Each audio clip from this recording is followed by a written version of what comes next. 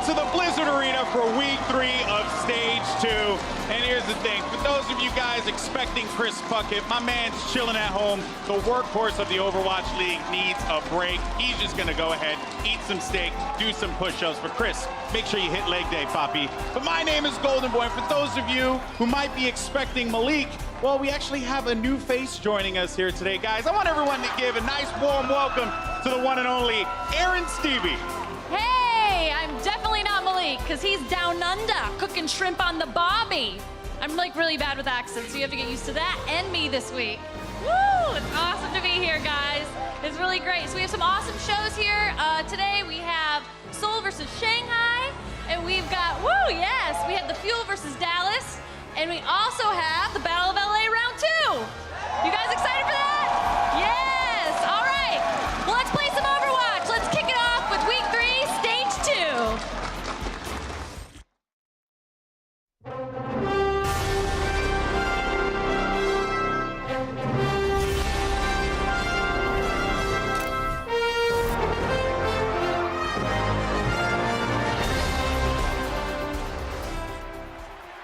I could not think of a better way to start week 2 here in stage 2 than a match between Dallas Fuel and Seoul Dynasty. There's a stick on XQC, gets him! I don't think that Dallas was expecting Seoul to be this aggressive. And Seoul Dynasty will barely pull it out. This is the matchup we've been so pumped for. The Outlaws start strong. 2 maps already in the bag for them. I said, this could be the best match of all of stage 2. Not so much so far. It's been a one-sided affair. Philadelphia Fusion, they're gonna make this a series. The Philadelphia Fusion reverse sweep the Houston Outlaws. This is one we're all fired up about. The Gladiators taking on the Seoul Dynasty. Full support's taken out by Munchkin. This guy, he's crazy. What? I really thought there was gonna be a fight there. Dynasty coming out with the 3-1 victory. Biggest surprise of stage 2. Philly off to a red-hot stellar start. Carpe flashed in midair. Why are you diving on a McCree? It's never gonna pay off. That's the series, 4-0. We got Outlaws versus New York. Libero on fire, taking down Kulat. New York does it and complete the sweep. Welcome back, everyone. We're here for another great week of Overwatch. I'm Golden Boy, and week 2 was pretty darn hype, you know? So kind of exciting stuff. But I'm joined by my partners in crime. We got Brand, we have Sideshow, we have the wonderful Zoe. How are you guys feeling today? So nice to see you. Yeah, week 2 was incredible. Yeah. Week 3, it's going to get even better, Golden Boy. We're just stepping it up. Just partly because you're here, you know. Of course. Right. Wow. That's right. Wow, Me. look at it. Got to get on the good side of that. No, you've Yes. nailed it. I'm actually really impressed. You should always look to get on my good side, or else I will ruin Which one your is day. your good side, Golden? I don't know. Every side is my good side. You know, just hit him with the right, hit him with the left. You already know. Just keep it nice and swaggy.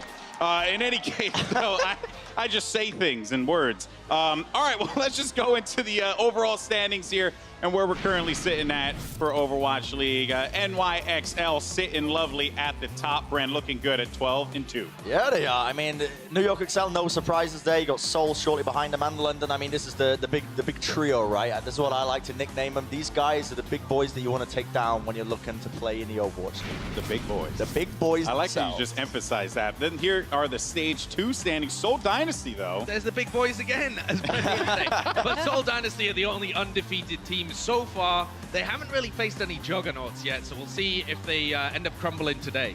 Yeah, and then our schedule of events for today. We're going to start things off with Seoul Dynasty versus the Shanghai Dragons. Then we're going to have the San Francisco Shock going up against the Dallas Fuel.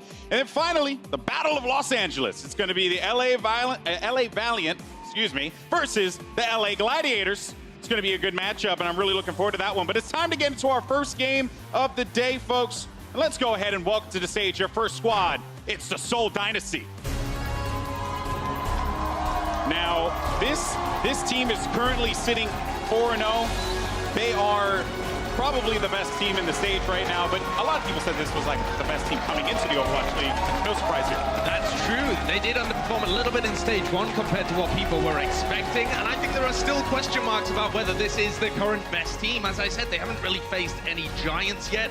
Later on in the week, they're coming up against Philadelphia Fusion, who've looked really good. So there's still question marks, but at the moment, Seoul look a lot better in stage 2. They really do, and you can tell that they are comfortable right now. If you're following their social media, you saw that they probably eased up their schedule a little bit in stage 1. We didn't really see them doing any side content. Right now, you can get better with Fleta. They have educational streams where pros such as Ryu, Jehong, and Fleta teach you some tricks on their signature heroes. So it's pretty entertaining what they're pushing out there at the moment. Yeah, they've got great DPS players, like you said, Zoe, but the people I want to point out is mainly the tanks on Seoul, right? Because across the board, they've got fantastic talent. Now, today, they're going to be fielding Cookie and Zephyr as well. This is kind of like, I mean, so to speak, the B team, I guess. They only really get fielded against some other teams, and now they don't really want to reveal too many strategies, I imagine, with Miro or Zumba. So instead, we're seeing this squad being rolled out, but again, nothing to be scoffed at because they always bring the pain. Yeah, bring the pain. And also, I mean, a heck of a B team, and you really think Oh, yeah. about it, right? I mean, not really a B team at Not all. really It's, a B it's team. more like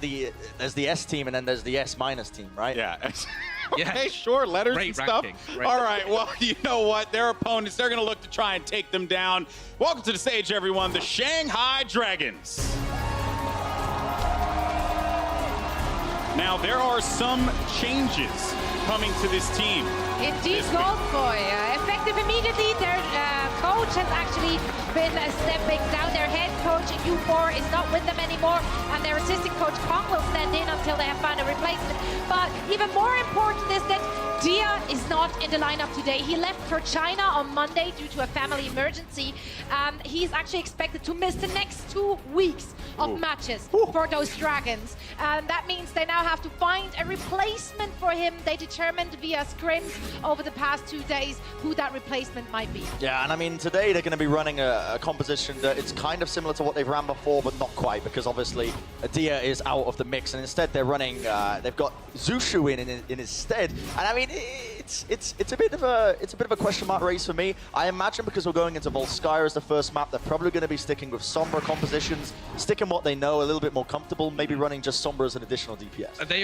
Shushu also plays a very good Pharah as well, so we might see that coming down later in the match. And I'm hyped because even though Dia is out for the next 2 weeks, their Korean players of Ado, Gaguri, and Fearless said that they should be arriving within the next couple of weeks, so maybe they're there to fill in. Ado is a phenomenal DPS player, so they won't be missing any firepower if he comes in to replace Dia. Yeah, and they are going to need to make some kind of adjustments. Obviously, this team, you know, in Struggle City, population Shanghai Dragons. So they certainly Florida Mayhem are there as well. Florida, They're yeah, just keeping but them company. yeah, but the struggle is like real though, you know, and they need to make those adjustments. Let's see if those new players come in and actually change things. That is the greatest sign, by the way, right there.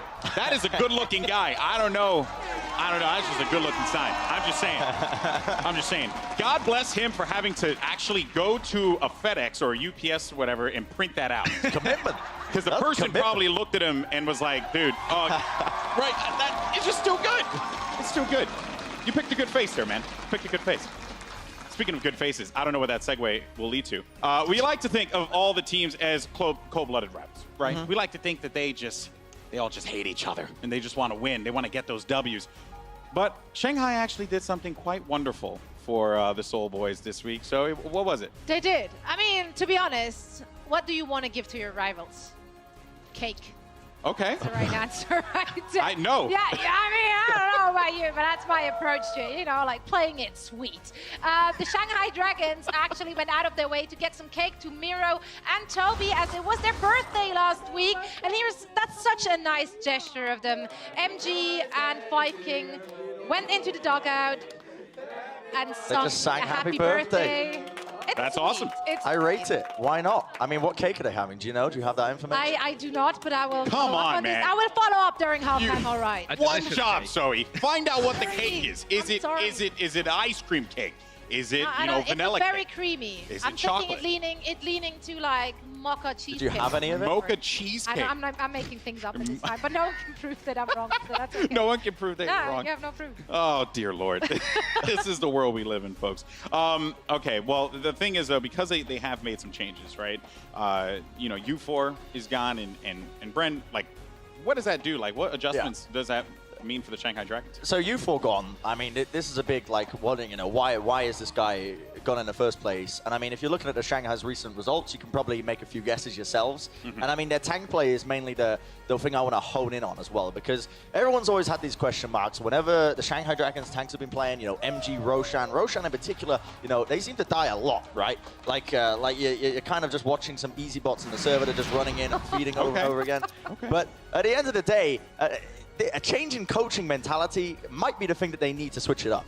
Yes, and when you look at the deaths here, you can see that when we compare it over to Seoul Dynasty's Kuki, who played a couple of games over in Stage 1 a little bit earlier, his deaths are far less. Now, the interesting thing to me is damage blocked as well, because Roshan's is higher, but we saw that the tank metagame as we went through Stage 1 and into Stage 2 was more the tanks playing on their own. So the bubbles are to keep the tank alive as they make plays, rather than just to absorb damage. So there's a stylistic thing going weirdly here for Roshan, which I think plays into the fact that, is this Roshan making the decisions? Was this the coach U4 setting them up for this? Because we heard a little bit about his philosophy of just kind of throwing the tanks in and hoping that undead would kill people. Precisely, yeah. And I mean, again, that's going to create massive openings in your tank line. So, like, people were wondering, you know, why does this tank line have such high depths? But it is mainly because the supports are focusing on undead and Dia, keeping them alive in the back lines and prioritizing the survivability of them as opposed to their tanks, which every other team does. And the assistant coach that they've brought in to replace U4 is a very highly regarded guy. His name's Kong. He used to coach a team in Korea that was top 5 in the world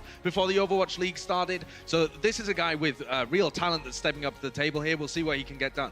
Yeah, and you can see like what the coaching does, right? You talk about Tyrong on Houston Outlaws, right? Like what a guy! Impact that guy has. Best Twitter in the world, by the way. If you haven't followed him yet, awesome Twitter. But I'm expecting this match to be a fun one. You know, Seoul Dynasty, they're gonna obviously have the upper hand here with their B team, even though it's not really S- team. S- team, as Bren says. In Shanghai, they're really just looking to rebuild and develop with this one. So there is while you know every match and every win matters. At the end of the day, we're here to watch some Overwatch. We're here to have some fun. You guys ready to have some fun?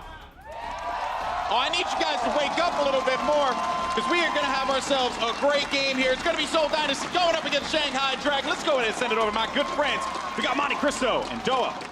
Thank you, Golden Boy. Glad you're back, buddy. And here we are, guys. Week 3 in Stage 2 has begun already. Seoul Dynasty versus Shanghai Dragons. Apparently, we're giving out like Dance Dance Revolution scoring on the desk now. I just called them and all that. I just call them weep grades. No, I suppose. I'm just saying like DDR, man. I played a lot of that back in the day. But that's not how I played DDR, by the way. It was much better than that, than what you just saw right there. Don't worry. But it's like Shanghai's gonna be playing it on heavy, man. They're going up against Seoul Dynasty. It's not gonna be easy for them. We're getting things started on Volskaya Industries, but as we look at the roster for Seoul, they're kind of putting in, I don't want to call them their B team because everybody is really good on this, and I don't really want to call them their S- team either because that just kind of sounds odd. It does. But either way. What would you call them? I would call them the, what interesting euphemism can we come up with? Depth lineup? Depth lineup? I don't know. Maybe the, Team 2? No, that's not very. See, we spent too much time in Korea where they would name their teams A and B or 1 and 2, literally.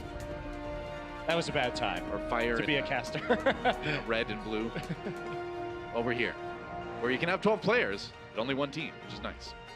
Seoul Dynasty, Shanghai Dragons, Volskaya Industries, Seoul Dynasty will be going on the attack first. They are the away team for this match, so they'll be sporting the white jersey. Shanghai, obviously, and the home team, the red and the yellow. Yeah, previously when Hungary, I don't know why. Shanghai on this map, they do like to run Shusha, principally because they've run some Sombra defenses with Widowmaker and Tracer, but it looks like we are going to be seeing Shusha back on an off-tank role with the Roadhog, so we'll be triple tank. Worth noting that Moira, talking to Captain Planet, our stats guy, he does, the Dragons do run more Moira than any other team in the Overwatch League. Moira currently for Shanghai Dragons used about 35% of the time, which is more than double the second team. So they've been very Moira heavy. Right. Well, it's a solid defensive composition. See what Shusha can do on that Roadhog. Probably see him on that far lately, wouldn't be surprised, but here we go. Seoul Dynasty on the attack here on Volskaya Industries, coming in with a bit of dive. Wicked on that Genji. They're going to throw Bunny on the Tracer. No shock there, but can they get in? Zephyr waiting for it. Their alternate off tank. coming in with the Diva. Shanghai a little bit split right now. They're going to go back to the point, and Soul's going to give chase. So the purpose of that shallow dive is just to remove the Roadhog from the choke so he can't play a constant fishing game with the hook. Now you're able to spread out more with the dive. Bunny is coming around a long flank right now. Yeah, trying to get in behind. If he can get onto the Widowmaker, that's big. Undead under fire here. Get some heals from the Mercy. He'll be fine for the moment. Bunny now looping around the side, gunning for altering on that Moira. Already has a Coalescence out. He's going to pop the Moira ultimate, and Soul falling back a little bit here. They want to wait that one out if possible. Bunny, though, has that Pulse Bomb ready, and they're going to go in with the Transcendence, tossing in the Pulse Bomb. No kills, but enough damage done. That may be Wicked. Yeah, with that Dragon Blade. He's going to fall, but he gets the kills that Soul needs. And Bunny with the finishing damage. That should be point A for Soul. And when we have hero selections like the Moira, you're not going to be able to cover as efficiently against the Dragon Blade. That's why Guido comes in with the Transcendence, covering the entire point to be cleaned up by Wicked himself. Well, the other thing, too, is that when you play that Moira on the professional level, as soon as your opponents see you use that fade, everybody jumps on you, right? So she's got that escape mechanic, but once it's gone, everyone knows they can just kind of take you out. All right, so no swaps here for the Dragons. They are sitting on quite a few ultimates. That was an extended poke battle to start off this map. That's right. Zephyr, a little bit of pressure onto him on the high ground. Waiting for Shanghai. Oh, Bunny comes in. One clip, one kill. Pulse Bomb comes out. I think that one might have gotten eaten. Not doing any damage either way if it did get through. Meanwhile, Wicked does take down Shusha. And Soul already on fire here. They're going to go ahead and drop that sound barrier. Try to go into the Transcendence as well. Using those support ultimates staggered to just keep Shanghai pushed back, splitting the team up. Tank's a little bit separated from the rest of them. Bunny with another Pulse Bomb already. Are you kidding me? Yeah, go ahead and take that one. Oh, but the half damage reduction from Shusha keeps him up. Doesn't matter, though. The kills are coming in. Yeah, eventually. Look how long it's taking, though. The healing on these tanks has been absolutely crazy. It's been hard to get through this wall of meat on the point from the Shanghai Dragons. Yeah, Roadhog's a pretty durable hero, but Soul able to get a little bit of control meter. There's another sound barrier from Toby here. They do get the D-Mech onto Zephyr. Wicked falls, so Shanghai getting a little bit of purchase in this fight. Soul's going to have to back off. So, got it about halfway there. Gonna have to be satisfied with one tick as they continue to exit the fight here. And that's the issue. Trying to clean up a triple tank with these divers can get pretty laborious because there's so much healing coming in from the Moira ult, from the Mercy ult, and from the Roadhog breather. Healing from Toby. Keep Wicked up. They're gonna go in with another Transcendence. Got it back very fast via Guido. Bunny, meanwhile, building up yet another Pulse Bomb. Roshan falls first in this fight. Bunny waiting for his moment here. The support's a little bit grouped up here. He's got to be cautious. Help pack should be back soon. Maybe just going getting some healing from his supports instead. Yeah, going to go for the D-Mech. Misses MG, though, but doesn't matter. They pop him right out of that Diva suit anyway. Now Wicked coming with the Dragon Blade. Has a sound barrier to contest with, though, from 5 King. And he's not going to be able to quite get the kills they want. So Soul pushed back again. Soul is farming ultimates from the tank line, but they're not putting any pressure on the supports. You could see there with Guido, or with Wicked, with the Dragon Blade, he wanted to get into the back line, but he had to dodge out of line of sight thanks to the self-destruct, and he found himself back there with a Moira and no more dashes to close the gap. So this has been difficult. We need Soul to have some better shot calling on the back line if they want to take this point, because Shanghai is going to be very happy with absorbing all of that damage from the tanks and getting more and more support ults as a result of the healing. Yeah, it's a very different Soul roster than we usually see, and it certainly is showing here. Undead throwing in the Pulse Bomb, keeping Soul Dynasty a little bit bottled up there. Gonna be able to get some heals and come in. Wow, Roshan with a pretty aggressive dive. Primal Rage ending there. They're not going to have that for the next push from Soul. Oh, and it's just be careful. It's back to poking here from the Soul Dynasty, altering with yet another. Oh, Dragon Blade times. Oh, he got booped back there, and there's the damage to finish him off. Zephyr gets the kill, altering though with that Coalescence. Couldn't keep his Genji up, but he's going to try to push Soul back. Not going to work though as the Transcendence comes in for Guido again. Now altering down and out, pushed off the map by Kuki, and Wicked free and clear to do work with this Dragon Blade. Genji v Genji, reflecting, denies some of that damage, but Shusha falls to Bunny. And it's only, seems like a matter of time. There we go, Soul taking 2 points, Shanghai held on for a bit, but still a solid attack time for Seoul. I mean, really, Seoul was playing at the choke point and waiting for the Shanghai Dragons to make a mistake. You could see that Shusha not really used to playing this DPS role. That Dragon Blade, he didn't have enough cover and had to get out immediately after pulling it, using his dash to reverse back towards his team. So miscommunication on the side of Shanghai. That gave them the opening that they needed to take the rest of this point. But Seoul playing very passively so far. Yeah. Definitely different than what we're used to with the very dive-heavy style that we've seen, especially since the meta's shifted away from Mercy a little bit.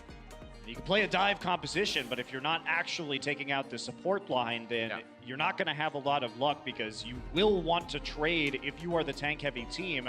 You know, the ults of the enemy DPS for more and more support ultimates on the other side. And we didn't see Seoul going after altering or 5King very much. In fact, there were only 5 deaths between the two of them that entire round. If you look at Seoul's roster, though, I mean, compared to what we usually see from them, the only similar players to their normal lineup is Toby and sometimes Bunny, right? Yeah. So it might as well be a different team at this point for what we're seeing right now from Seoul. Yeah, very true, but you don't want the 2 supports if you're playing dive to have the least deaths. Probably not. 2 least deaths on the team, though. That's what you should be targeting. They're going to try and run the dive again. We'll see if they can be more successful here. Yeah, defensive dive now as Seoul's Dynasty swaps over to that role. Shanghai on the attack. Looks like they might be running Shusha again on the Roadhog. I'm a little bit surprised that they swapped off of that at the defense on point B. I think Roadhog at Volskaya point B is one of the best hero point combinations in the game, but I think they needed more verticality at the end there. So Shanghai going to be running very similar composition here, same composition on their attack. And I think Shanghai has a chance to pull through this map. If they play like they did last time, they'll be able to grind out these points against the dive. Now they're going for it. Walking right in. Zephyr, oh, that hook could have been devastating if it would have landed. Shusha blocked, though, by that, whatever that is on top of the roof, I don't know. A crate. A crate, blocked by the crate. Weki falls earlier, nothing blocking that damage coming in. Oh, the hook denied, though, as Guido gets around the corner. Couple kills for Shanghai right off the bat, though. Looking okay. 5King brings Roshan back into the action, too. So this is a great start for Shanghai. And this is the problem, though. You can't play a war of attrition against the Shanghai Dragons while they continue to get healing. Altering's already back with another Coalescence. Oh, but that's the thing. If you're running triple tank with this Moira, you get the ult so fast. Nice He's gonna pop it now to keep 5King alive. That's right. Going and focusing on the tanks right now. Transcendence from Seoul as they keep trying to defend this one. Get kind of crazy with it. Altering throws out the orb of healing. And Seoul starting to turn this fight around a little bit. MG did get DMAC, which is pretty bad. Altering just running for his life right now. Another orb of healing gets eaten by Zephyr, and there's the kill. Trying to keep himself alive, and it looks like throughout all of that, though, Shanghai's going to take the point. At the end, though, big problem where we see MG. Looks like he used that self-destruct to recall him back. No, he still has it. Okay. A little bit worried there, and we are going to see the point taken in the midst of that hectic fight. There was just a little bit at the end, and Shanghai still had 3 tanks on the point. Well, everybody, Seoul just kind of moved off of the point and didn't contest it. Shanghai kind of snuck that one a little bit. Yeah, we're seeing a lot of mistakes, but they're playing the way Shanghai wants to play right now. And this is looking really good for the Dragons. Sure enough. Dead waiting for targets. Oh, that's a good one. Zephyr hit with the pulse bomb, gonna get DMAC'd early. A little bit of trouble now, making a lot bit of trouble for Seoul. Now it's Toby's turn to flee. Gonna be a primal rage from Kuki to try to keep Seoul in this one. Dragon Blade coming in though, as Weki tries to hunt down 5King. The not Bunny Blaster is out, but 5King is. He gets cut down. There's another one on Altering. So Weki cleaning up that defensive fight, and now the stall on MG. That's a bit rough. Undead falls too, so Seoul will hold for a bit, but still 5.5 minutes for Shanghai. Plenty of time. But now we see the change in Seoul's tactics. That was Wakid finding a better angle onto 5King on the Mercy. He will switch to the Lucio now. So once that sound barrier, you have a better chance of grinding out the point or getting the big Dragon Blade that you need to wipe the end of the map. They get it, and that was Bunny getting a little surprised there on the platforms by the flank from Undead. Yeah, a little bit lucky he didn't get one clip there. Undead getting really low himself. I don't know if there's any health pack in that side room too. He needs to be very careful. 5King a little bit on his own. No, that's altering. He is down. The Moira too aggressive. There goes the other support as 5King blasted into oblivion by Bunny. Gonna take Roshan on his way to the side of the map too. So that attack done before it really began for Shanghai. And this is the difference. Now we see Soul playing more aggressively. Now we see them targeting the supports. Supports falling first in that fight to Wakid. They've realized that they're not going to be able to heal up the big tank line. They're not going to be alive for that, so yeah, Shanghai, I think, is going to have more trouble now, making sure that they get those constant coalescences for altering. And despite this being a very different roster for Soul, this is the same thing that Soul is known for, which is their adaptability as games go on against various opponents. It's like these guys still have that one. Weki with the Dragon Blade. Ooh, not the best Dragon Blade ever, it seems like. They maybe force a Primal Rage out. Hard to tell if Shanghai would have wanted to use that one anyway. Waki's trying to chase on the support. Reflect coming in. Oh my gosh, he got Shusha all the way through that. How in the world did he live? Well, he's dead now, but that was an impressive run from Weki. Meanwhile, Shanghai on the point right now. MG not getting D-Mech like Bunny would have hoped for. Kuki, the only one on the point right now. Wakid and Kido are back up. The Trance is coming out. Sound barrier just a little bit too late to save Altering's life, and Soul Dynasty able to respond with the Zenyatta of the Transcendence to help to swing this fight in their favor. But here comes the Dragon Blade from Shusha. Weki down, looking for a bit more. Goodbye, Toby. Shusha trying to finish this one off, but Bunny just cannot be hunted down, it seems like. And MG is the last Shanghai Dragon standing here on point B. So once he's done, the threat is over. Not even one tick. And they use basically everything on that engagement. Zephyr coming back with a self-destruct right now. Bunny has a pulse bomb. Evasive, deadly, like the bunny from that Monty Python film, actually.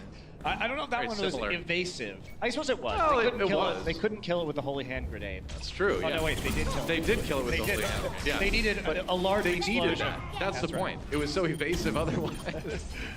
Known for his evasive playstyle. Oh, Undead, not evading Bunny there. Russart for Shanghai in this push. Roshan down, it only gets rougher from here.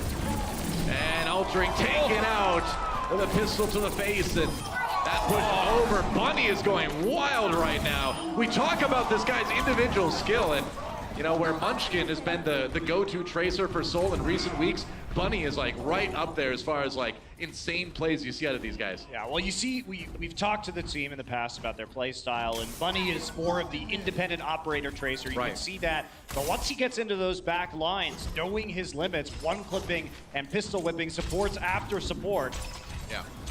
Doing a great job of cleaning up, cutting off the healing reinforcements to the Dragons. All right, here we go, sound barrier to help Wiki stay a bit more durable as he comes in with the blade. Gonna cut MG out of his mech, it seems like. Yeah, he did get that one. Trying to reflect to save his life. Goes high, but Shusha cuts him back down again. Meanwhile, Bunny back in the back lines one more time.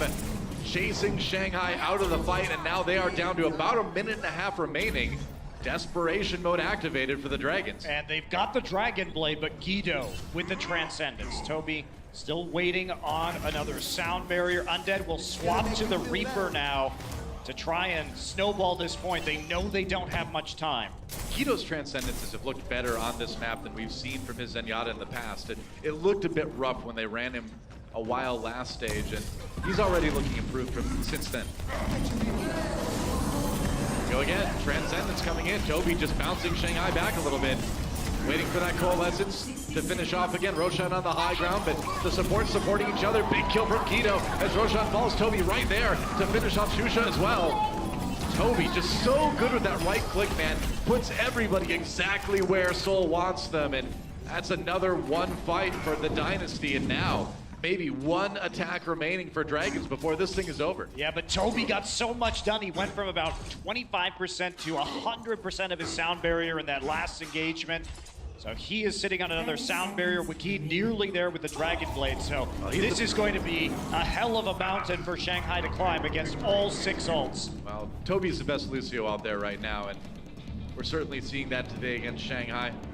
Undead over to the Reaper, trying to just walk in, get some kills with the left click. Bunny come in from behind though, Zenyatta a little bit zoned out. Yeah, that's a big problem for 5King, actually. He can't join the fight. He's just going to get killed. Cut off for the rest of his team. Sound barrier for Soul. They're just going to kind of grind it out with the support ultimates. They use the Transcendence. Now the sound barrier. Now 5King down. No more healing for Shanghai Dragons.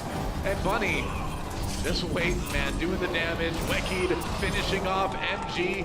That's going to be about that. Soul Dynasty will take Volskaya Industries. It was a lot closer than I think we would have thought, Joa, but a lot of that was because Shanghai got to play their play style for the first couple of rounds of that series, and it was only later when Seoul adapted their tactics and started focusing the supports that it got a lot easier for them. But Shanghai did some work in that game, altering himself at 18,000 healing, which was about 4,000 ahead of the next highest, which was Toby. So what he was doing, he had a huge number of coalescences. Yeah, well, when you've got those 3 tanks that kind of group up and get healed at once, you get a ton of AoE healing done. The coalescence, like you mentioned, gets built really fast. So yeah, that adds up to a lot of healing. But unfortunately for Shanghai, it doesn't add up to a win, at least not map 1. But we've got 3 more maps to play, guys. It's not over yet. Don't go anywhere. Control map coming up here on the Overwatch League.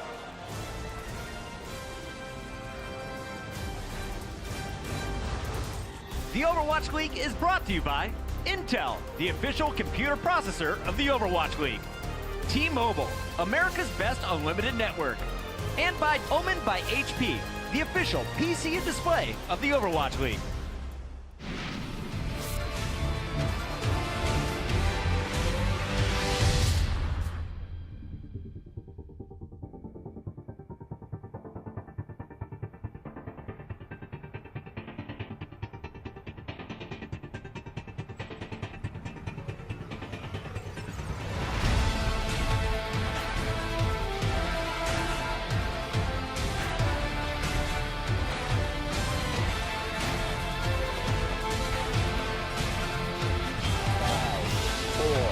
Three, two, 1, 0. All engine running.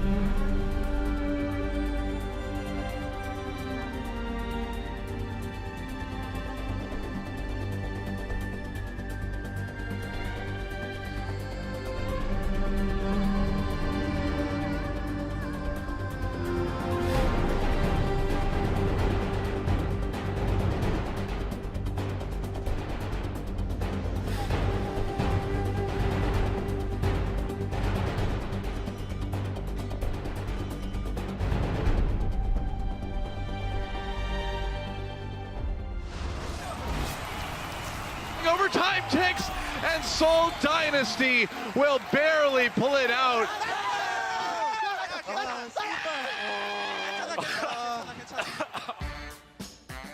저희가 그러니까 헤드 코치라는 그러니까 명칭만 있지 따로 헤드 코치를 두고 있는 건 아니고요. 지금 코치가 4명이 있는데 거기서 이제 저희가 4명이 각각의 이제 역할을 돌아가면서 이제 코치님은 그 어웨이슨 코치님은 저희한테 좀 강하게 해주시고 거기서 또 저희가 멘탈적 그런 것도 좀 잡아주시는 것 같고. 네, 코치님 같은 경우는 좀 섞여 있어요. 형 같을 때도 있고.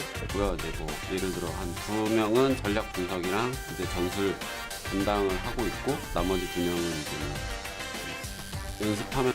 주로 저는 이제 선수들 개인의 퍼포먼스 향상을 위해서 이제 개인 플레이 같은 거를 많이 봐주고 있고 또 이제 보통 이제 상대 팀의 큰 컨셉이나 그런 거를 바탕으로 저희 팀이 자주 당하는 그런 공략법을 상대가 알고 있을 때 그거를 잘 인지하게끔만 선수들에게 이야기해주는 편이고.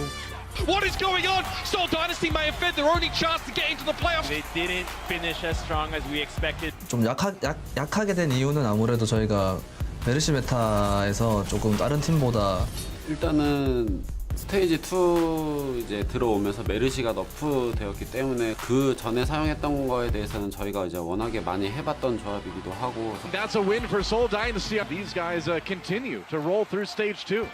아직은 조금 더 보완할 점이 많은데 시간이 지나면 아마 지금보다 더 좋은 모습이 나올 것 같습니다. Sends them back to the shop for spare parts and Seoul Dynasty, they win it. 다른 그러니까 게임 외적으로 사람으로서 좀 성장하는 데 있어서 도움을 좀 줄 수 있다는 점이 제일 기분이 좋고 이기면 뭐 최고죠. 어떻게 보면 대리 만족이기도 해요. 그냥 저도 같이 기분이 좋아지더라고요. 그냥 말 그대로 아버지, 어머니 그래서 하는 것 같아요.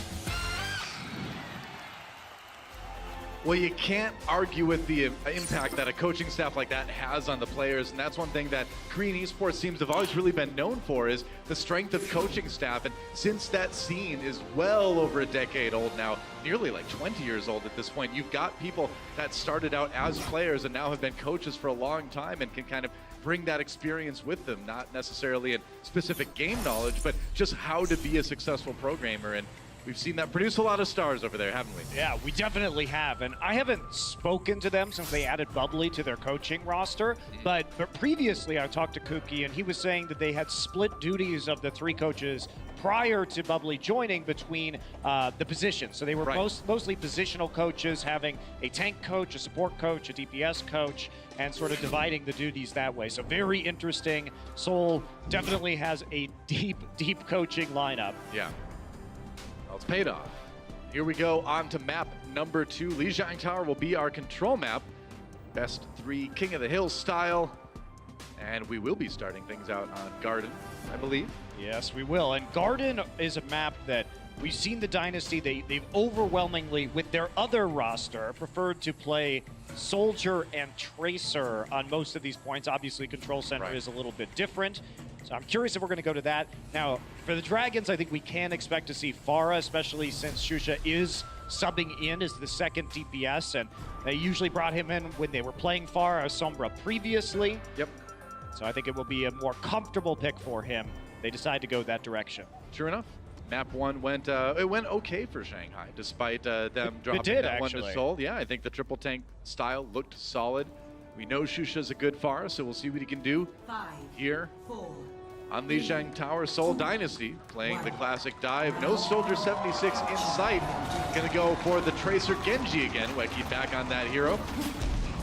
Yeah, it could be Wiki don't get booped. Doesn't feel confident on this Soldier to go with their typical style, or we might just see Seoul play dive all day because it's standard and they feel comfortable with it with this lineup. Why not? Yep. A little bit different lineup than usual, so back to the basics perhaps for Seoul. Ooh, looks like Kuki really low on that Winston. They got to keep him alive. Shanghai, a lot of damage coming in onto Seoul in this room right now. Toby under fire himself, but meanwhile on the outside, Weki kills Guido, manages to pick Altering out of the air. That's the kind of improvement you want to see from a Zenyatta player. When you start seeing the Zenyatas take down the Mercies, take down the Pharahs out of the air, you're like, okay, this guy's getting pretty good at the same. Yeah, he definitely is. And there was never a question about his mechanics as we saw him play in Korea on Lunatic High in a DPS role. So maybe getting a little bit more comfortable with the projectile speed from the Zenyatta orbs now. But Zen's pretty different from anybody else as far as landing those projectiles. Yeah, you really see the difference now between Soul's play in the first map and this one. Now they're starting to target those supports. They are falling first. Yeah, that's right. They've got the sound barrier. That's going to help them survive the damage coming in from Shusha. Kido landing 1 after he DMX MG. Meanwhile, there we go. Why not? Yep. I mean, maybe Shusha was going to reset, but you don't need to at that point. You can actually get back in there as Pharah, but yeah, Kido says, I don't care what your plan was, man, you're gone. He was trying to fly in stealth mode there to rejoin his team. Unfortunately, so. Does take a few orbs. Doesn't actually change much because Kido already had the Transcendence, so it's not like he was sending any ult charge Kido's way, but and it just was fun to watch. Anyway. Transcendence, ooh, Bunny looking for a juicy Shusha. I don't know. Juicy target with that one. Oh, gets booped, comes back in though. There's the stick on the 5 King. In trouble now. Roshan does kill Kido though, so support down on the Soul side as well. Here comes the Dragon Blade. Takes down MG immediately. Into the air he goes after altering. What? Wekid picks the Mercy out of the air. Can't get the rocket reflect though, but it doesn't matter because Bunny and Kuki are right there to finish this fight off. And this is where you have to make an adjustment if you're Shanghai. Seoul has made the change when it comes to their target selection for those supports. But ever since that happened, we haven't seen Shanghai prioritize the protection of those supports with their tank line, and they have to start doing that. Yeah. Otherwise, Bunny is just going to keep running wild. Zephyr tossing that in, pretty good angle for the self-destruct. Doesn't get any kills out of it though. Guido does fall, which is kind of rough for Soul. Going after altering now, turns back around. Bunny on board with him on the Tracer now. They've got Roshan a little bit low. Zephyr DMX in the meanwhile. Can he get the stick onto Roshan? He can! There's the kill. Meanwhile, Kuki falls, so Shanghai will flip the point. They won that fight despite what Bunny was doing on the tertiary sides of it, but Shanghai will get a bit of control percent going. Yeah, they're going to try and come in now, but he's still poking around, wants to build up as much pulse bomb as he can. Wekid back over next to the Pagoda while they wait for those tanks. Shusha playing a little goalkeeping here on the bridge. Yeah, he's trying anyway. Soul attempting to retake right now. MG getting a little bit low. Oh, they do manage to pick off Kuki though. Both Winston's out of the fight right now. Shusha's nearly got that barrage. Gonna back off for a second as Wekid was looking for a kill there. But you gotta watch out. Shusha would love to come in through that window and just blast people with the barrage. They're gonna have to give it over. And Soul Dynasty on OT. Can they do anything about it? No, the reflect, and then Wekid there to turn him down, and now the ultimates come out. Soul dumping everything to finish this fight off. They're just waiting now. Roshan, primal ranging in the point, but he too will fall. Only a matter of time as overtime expires. They're gonna bring in MG, but it's one at a time for Shanghai, and it's tough to take it back. And that's gonna be Soul Dynasty winning the first point here on Lijiang Tower. There has to be an adjustment that's made here from Shanghai. Maybe you start running the McCree to deal with this Tracer, because Bunny is by himself most of the time that he's in that back line. So you have to start concocting a strategy that is going to punish him, because he is being way too aggressive, honestly. Like, this is not a play style that he should be getting away with. Oh yeah, Bunny's just having a field day, man. It's a shooting gallery for him. So you need to do something like put Undead on the McCree, maybe run the Tracer on your own. I mean, a 1v1 against Bunny, I don't know if that's something I'd want to, risk, but you got to do something to stop this guy from tearing your supports apart. And we are going to see a switch here, so it will be the same strategy from the Dragons that we've seen them run on Control Center previously, except instead of Dia on this Zarya, it will be MG. Yeah. Well, this is a really solid strat for Control Center. That triple tank, got the shields. I mean, Soul just going to play dive. I mean, you can't blame them. It's not ideal for this point, but this is a tougher one, yeah. If it keeps working this well, how can you argue with the results? Well, I mean, if it wins, right? And Wekid does take down Altering early on. The DPS are just getting into Dragon's backline way too easy right now. Undead just picked out of the air by Zephyr's rockets. And it's a tempting cleanup time. Zephyr needs to get away. Does he get back to the health pack just in time? He does. Meanwhile, Bunny hunting down 5 King finishes him off. Shanghai had nearly taken the point, but I think that may be about it. Yeah, Roshan falls, and the rest of the Dragons need to head back to spawn. Yeah, will be a late D-mech from Zephyr, so no mech at the start of this next fight, even as he tries to build up that charge by covering the angle with the Bunny Blaster. Well, he's already at 75%, so he's going to get that mech back really quick. Yeah, they were peeking out a little bit around the corner there and taking some shots. No. Oh, Bunny. Oh, this is just like paradise for a Tracer right now. And Roshan's doing a better job covering the back line now. Yep, Undead down. Roshan's trying, just swinging that hammer, right?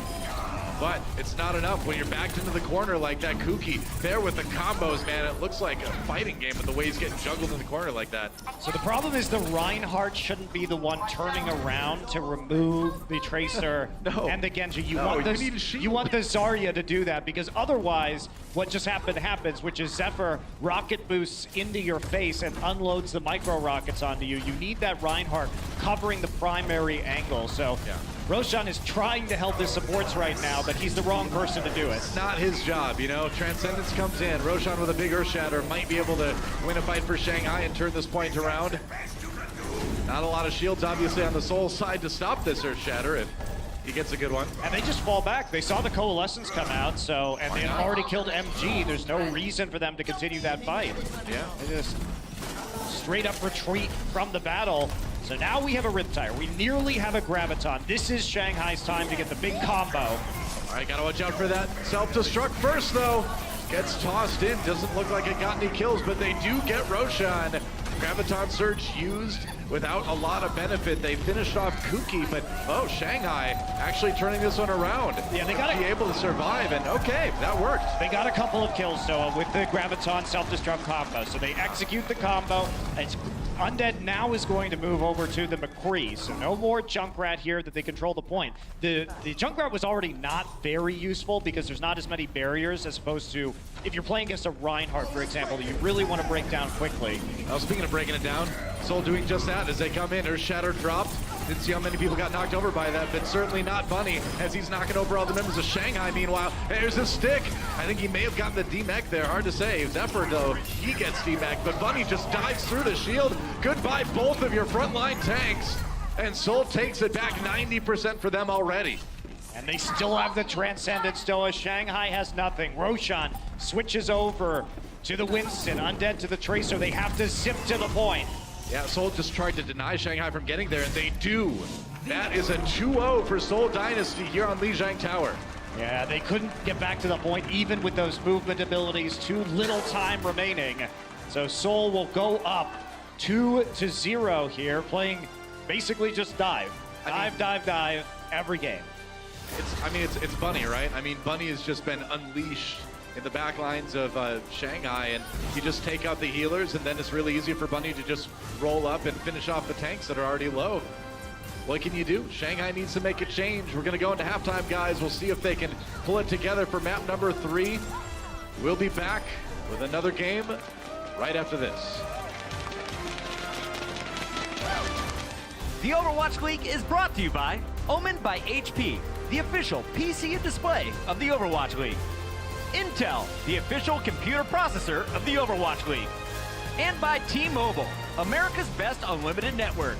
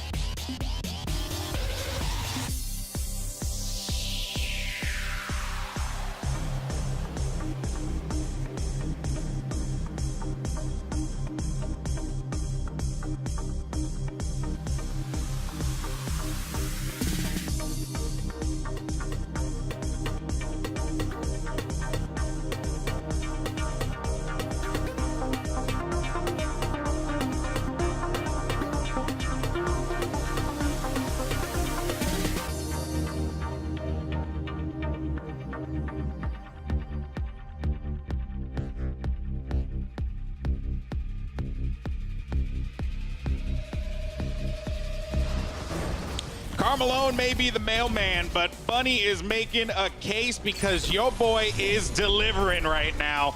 Dynasty is up 2-0 against the Shanghai Dragons, and I understand that neither of you understand that reference. No, not at I all. get it. You just said words. I said words. Is that just like your personal post? Carmelone is one of the best basketball players, of all time, and he's known as the mailman. Sure. Okay. Is that the one where they throw like a soccer ball into a hoop for some weird reason? Oh, you need. Why do they do that? You mean a football? This is right. They throw a they've football. They've got me already. I'm just saying, this is LA here, man. We got the Clippers, we got the Lakers down here. I mean, come on, man. You got to get it right. I only know Culture Overwatch. yourselves. Sorry. Oh, dear Lord. Okay. Anyway, welcome back to the Dust, everyone. I'm Golden Boy alongside with Brendan Sideshow here, where we, you gotta just like acknowledge the elephant in the room here, right? Shanghai, they're just having a hard time here trying to figure something out. They're suffering without Dia as well. Yeah. It does seem that way, doesn't it? It's a case of, what are they doing now that they don't have Dia? Well, we thought they were going to run some Sombra strats, but they surprised us. Yeah, and the Pharah, and to be fair, they did run the Pharah on Li Jiang, but it still didn't work out. So even though they've got some kind of idea, the execution is not quite there for the Shanghai Dragons. Yeah, then they ran, as Monty called it, the wall of meat. That was a strategy, running the Tifa, the Winston, and the Hog. They built a wall and they were looking for Soul to pay for it. Yes. But Overwatch compositions, much like foreign policy, Golden Boy, it's a little more complex than that, actually. Exactly. You can't just throw up tanks everywhere. Exactly. But one guy who was actually tearing it up, though, was Bunny. I mean, this guy was just all over the place. And this is game one. I mean, while Li Jiang, you had that, you had some good moments there from the Dynasty. Really, Volskaya, this was just the Bunny show. I mean, it's what I call in the industry as a nutter, right? That's what you classify as Bunny. He's a nutter. Like, you put him on the tracer roll, he just has a fun time. He's picking up 2Ks, 3Ks, 4Ks all game long, repeatedly in both maps, just making himself an absolute nuisance to deal with. Yeah, and they don't really have anybody to deal with this. Undead is on a role that he's not comfortable with on the Tracer. He was playing Widowmaker earlier on. They don't have a Discord because they're running Moira, so they can't put the Discord orb onto Bunny and try and slow him down, make sure that he's more easily killed. And they don't really have anybody trying to take the pressure off so that he has to go back and deal with the backline. He's just completely confident to run around and get all the kills that he needs. And Shanghai really have to shore up that hole in their defense. Yeah, I mean, just him staying alive the way that he has been, like, Mani Doa mentioned it, it's so impressive. He's just zipping around, causing so many issues for them. And we thought that was going to be it, right? We thought that, maybe Bunny has a good showing here. Now it's going to be Wiki who like steps it up. No, Bunny kept it going. Bunny was hopping away into Li Jiang Tower. He was loving it, wasn't he? Yeah, and he was tearing it up, man. We had actually some pretty solid moments there as well, but that was a quick game on Li Jiang. Yeah, in general, across the board, I mean, it was far too quick for my liking. I mean, we got some general highlights. Let's run this along. I want to start to see some gameplay coming up here as well alongside it. Not my face, but I mean, as much as I do love my own face, not to say that I don't, Li Jiang Tower I love more. So that's true. But yes. I think in general, yes.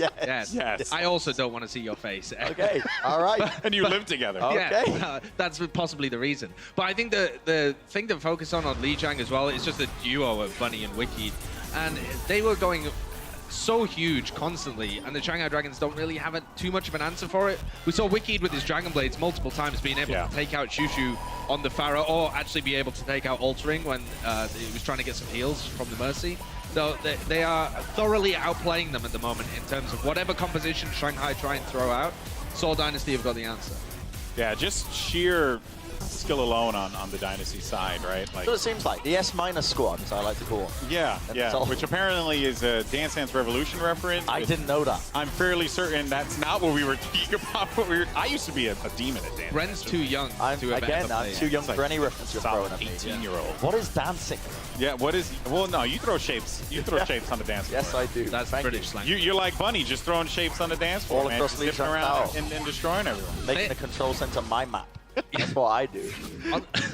On the control center there, Shanghai Dragons tried to make it their map using tanky compositions again. And all this is doing at the moment is slowing down the pace and just allowing Soul to work with ultimates instead of just trying to dive. And Monty and Doa were talking about the fact that they weren't even going for their supports most of the time. They're just kind of sitting back, farming up the ultimates, making sure that Bunny has a Pulse Bomb alive, Wicked has a Dragon Blade ready to use, and Guido has been charging his ultimates way faster than he should have been. He's getting a Transcend Transcendence in Volskaya this was. On the first push, he was getting them every 67 seconds. Yeah. So almost every minute.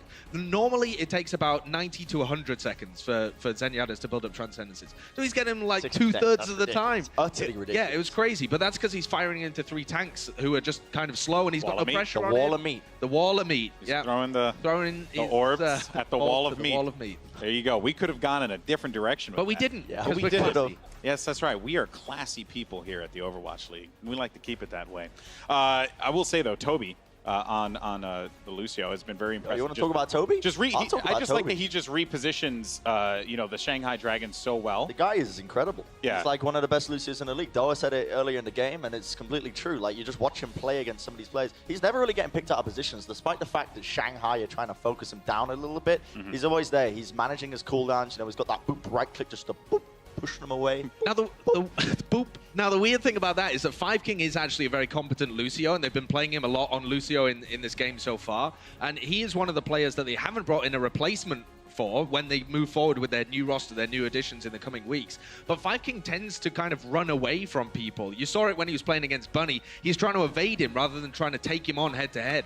And most of the time when we see players on Lucio taking on these Tracers, the best thing to do is try and do damage against them. And then you're like making them back off. Whereas instead he's trying to run away from Bunny, and then Bunny's just using his blinks to chase him down. And it means that Bunny has no pressure on him whatsoever the whole match. Do you reckon you could reenact it? What just happened, you know? Nah, not with that arm. I would have to run around If the we table. got you a Lucio costume, how would. likely is this to happen? He went you have it, Lucio? snowboarding and broke his arm. What do you We went want? hiking the other day, and he almost died as well. We tried to take a shortcut, and he fell down. No ripped physical his activity. trousers. No physical activity. You can't let him outside. You We can't. have to keep him in closed, contained You're gonna have, areas. like those kids where you have the backpack and the leash on. The That's what I'm bubble going to do with you. All I know is Overwatch. from Yeah. now on. All right. Well, the shenanigans are done here for the time being, but we have a great matchup coming up next. That thing never getting old. But when we come back, Kings Row will be your next map. Will Shanghai find a way to answer back, or will Seoul roll on to a 4-0? Don't go anywhere. More Overwatch League when we return.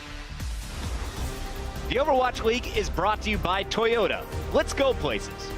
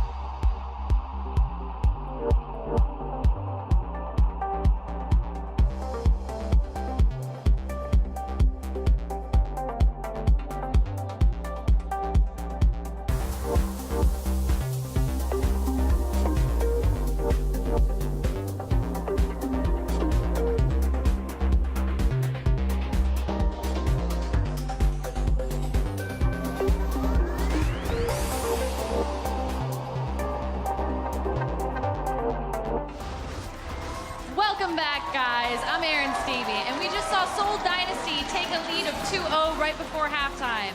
Can they pull off a full sweep, or will the Shanghai come back around and find a way? I don't know. Crazier things have happened, and I'm totally new here, so we'll find out. But for now, let's send it on over to the casters. Thank you, Aaron. You'll get used to it. Things are pretty crazy here. We'd actually had a reverse sweep last week, Philly versus Houston, which was even more crazy because that was the second time they reverse swept them in the Overwatch League so far. This would be the craziest reverse sweep. This would be Insanityville epic. reverse sweep, yeah. Maybe they found the holy hand grenade to deal with Bunny during halftime. He's been a man-eating bunny so far, that's for sure, man. But somebody's got to do something about this guy. We were talking about this during the break. Toby was 29-0 on Lijiang Tower. He did, think about this for a second, guys. A Tracer did not die on a control map. Yeah. I don't know if I've ever seen that happen before. To put that into context, Bunny had 29 eliminations and 13 final blows. And there were, 16 eliminations on the side of the entire Shanghai Dragons. So Bunny had almost as many final blows as Shanghai Dragons had eliminations as a team combined. Nobody could do anything about this guy. That's a big problem. That's when you need the holy hand grenade, Noah. You really do. You really do. Well, we are going ahead to King's Row, our hybrid map here. Take the point, then move the payload. And this is one of those maps where, Tracer's strong on every map, right? If we're honest with ourselves, she really is. She's strong all the time. But King's Row is one of those maps where you can make an argument for maybe bypassing the Tracer and not using that. I don't think Seoul's going to do that because they've been playing that basic dive with this little bit of an off roster. But maybe if you're Shanghai, you're kind of hoping you see something different. I think we're just going to see more of the dive, Noah. I think so too, but I got to say something, right? That's true. Unfortunately, I think we are going to be dealing with that again. Shanghai Dragons coming out of the gate on their defense with Undead now swapping to the Soldier. MG going to be potentially playing that Roadhog. Interesting. So it could be a triple tank with the Moira. I do like that they're going back to this because at least they were having a degree of success with a similar composition on Volskaya, and they were charging up the coalescences very quickly. It's also easier to protect your supports if you're playing low ground defense on King's Row, because you can back yourself up into that corner. Well, I'm excited about Shusha playing the D.Va instead. They've made that change, so maybe Shusha will be a little bit better at handling Bunny. I mean, when that Tracer's back there, the D.Va needs to go back and do something about it. And that didn't really happen on Lijiang Tower. Maybe it's going to happen now as we get things started on King's Row. Seoul Dynasty on the attack, going for the dive one more time, as we almost certainly expected. Bunny already farming that ult, taking chunks out of the tanks, working his way to the back line. We've seen it before. And they know exactly where he is. He's firing around the upper hall as he flanks, so he's just daring them to come up there, almost trying to bait them out. Now there's a dive. They're going to go in on the tanks as Shanghai tries to jump Seoul's back line. Roshan down already, Wekin with the finishing blow there. And now that pulse on already there. Oh, they're so grouped up. Ooh, man, Shanghai lucky they didn't lose a few more people with that, but they do lose MG. Seoul already storming onto this point. They lost Guido, but shouldn't be a huge impact as there goes Shusha. And now they just have to stagger their supports, and DPS altering has the coalescence, but they're it holding might for be now. enough with Wakid dying. The reinforcements for Shanghai are starting to come back. Now with the loss of Guido hurting Seoul on this attack. So with the respawns coming back in, they do need to fall back. They got one tick anyway. They have to wait for Zephyr to remech right now too. So Shanghai continuing to hold. Well, it's a bubble bath as both Winston Shields down there. They're out of the way now, and Seoul gonna charge in. Maybe Wecky can get in there with the Dragon Blade. That's exactly what he's gonna do. Shanghai way back. Has to reflect though. They were ready for Wecky. Good retreat from the Dragons, but now MG a little bit on his own. The tank separated from the rest of the team. Sound barrier comes in from Toby. They've got a primal raging Winston in the hotel, but he's not gonna find a lot of members of Seoul to abuse with that. Now the sound barrier for Shanghai, a later one for the Dragons, and that's going to help them win this fight. Seoul has to back off. Clearly, this triple tank style is working better, and I gotta say, they're handling the dive better too. They are doing much better, Della. Yeah. You can see a beautiful split happen while Shanghai continue to control the front line with their tanks and control the point. Meanwhile, they just negated the ults from Seoul by falling so far back. So clearly, their halftime chat has been productive.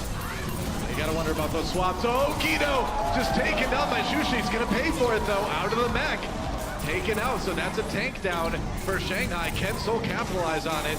There's a pulse bomb potentially for Bunny. Oh, he misses the stick though, no kills out of that one.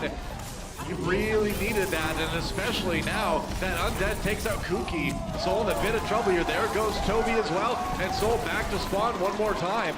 Shanghai taking them down to about a minute left in the time bank. Yeah, getting Guido out of the way. Now Shanghai playing slightly more aggressively, trying to hunt down the Seoul supports and at least create some even trades. They're also going to have an ultimate advantage here. Yeah.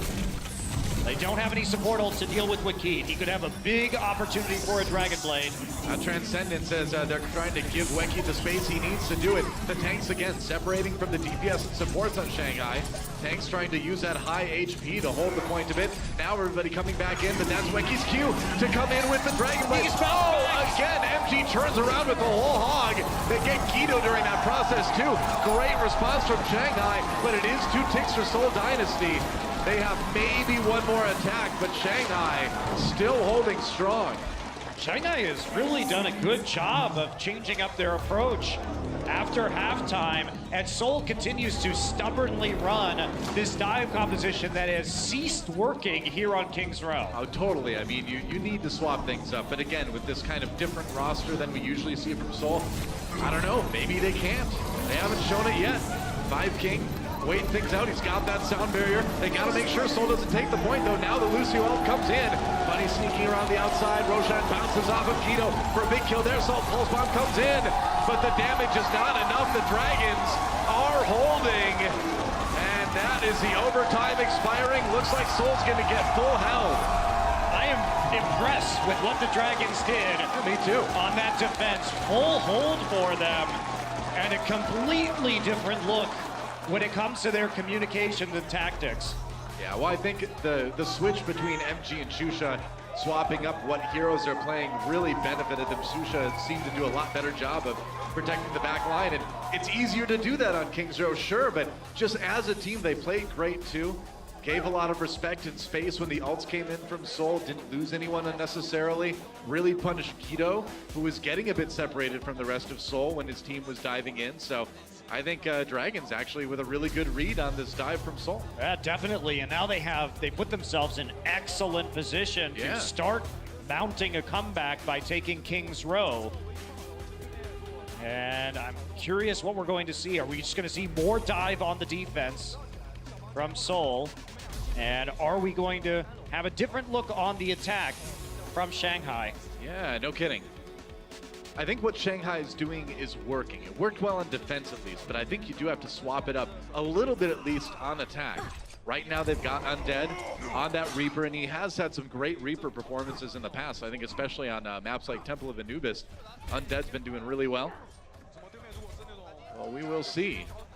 Attackers incoming. Seoul again with the dive, although Toby this time is going to be playing the Ana, interestingly enough. Not a hero you'd really associate with Toby a lot, but we have started to see it a little bit more from him, and hey, he's been doing well. Yeah, Ana definitely on an uptick here in Stage 2, used on a lot of maps to control high ground, because we do have some longer sight lines, and especially with Mercy not being as powerful as she used to be. Yeah. Bunny on a pretty forward attack here, trying to catch them as they're coming out of the doors. Undead is sticking to the Reaper, so they're going to bull rush the point. This is just control over the point. I love it. This is just jump in, use those bodies, use that front-loaded damage, and take this point. They don't even need to get the whole thing to win the map. Seoul already pushed back a bit. They're going to try to dive the back line now. Zephyr nearly demech, close one. MG getting a bit of healing, which he so badly needed. Zusha nearly demech though, so that could be a problem here. Zephyr gets demeched instead. Shanghai with an opportunity. Great hook on the Bunny. MG's got to feel good about that one. It's getting more Coming too, back, though. That's right. Weki'd a bit of a thorn in Shanghai's side, but not enough of one. And Kuki shoved all the way back. It's nearly just the spawn. Wakid on the point now, though. Shanghai are going to do it. That's all they've got, man. I don't think Seoul can get back to contest. They may barely be able to mount some sort of last-second defense. They gotta get there. Bunny buying time with that Tracer, but Shanghai so close. Here comes a dive from Seoul again. Primal Rage for Kuki. They're gonna pop that pulse bomb as well. Shusha and MG down, so maybe Seoul has had the fight they need. Undead gets the DMAC onto Zephyr though, and Shanghai not done quite yet. 5King fighting for his life. Big healing coming in right now. They're so close to winning this map. And a boost on the Winston, though. Undead is going to take out Toby. Bunny now down, altering. It's all about Kuki, but there's only so much you can do. On that point, he can't do it, and Shanghai will take King's Row. And this is one of those options that you have if you know you only need to get a couple of ticks on a point. You can run compositions against the dive where you simply are able to exploit the fact that they can't stay on the control point. That was the wrong composition for Seoul to run in a hairy situation. You need a comp that can stay on the point at all times, because every percent you give up in that situation brings your opponent that much closer to victory. You know, and one kind of wonders, you know, a victory for Shanghai, will it be enough to bring in Seoul's A-team? We are going to find out after the break, guys. Don't go anywhere. More Overwatch League action in just a moment.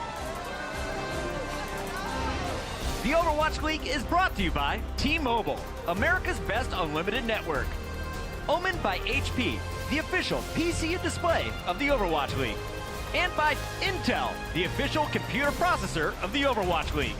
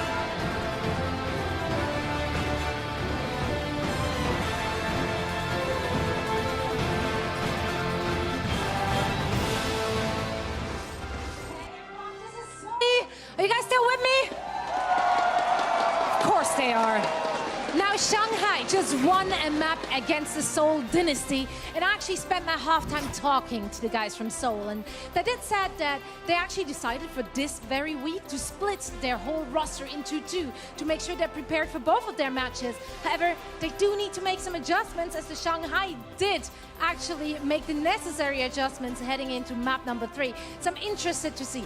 Also, on a side note, that cake we talked about earlier, it was a mocha cake from a Korean bakery. Yeah, I told you guys I'm gonna investigate, and so I did. You welcome, Golden Boy. Now we're heading back for map number 4 to our casters, Monty and Doa. Thank you, Zoe. You know, I don't know if do we really need to know what kind of cake is it? Why can't we just let them eat cake? Be careful, Doa. The last time somebody said that, heads did in fact roll. Is that a bad thing? I don't know. Oh, well, who knows? Anyway, guys, it's a bit of a bad thing for Seoul as they actually drop King's Row to Shanghai. Shanghai playing great with that triple tank strat. They're going to bring in Free Feel here, subbing in for 5 King as we look forward to Route 66, but no subs on the side of Seoul Dynasty. And, you know, according to what Zoe just said, the coach is splitting things up this week, it sounds like. And I don't know, man. I mean, it looks like if things keep going the way they're going, things could get a bit spicy.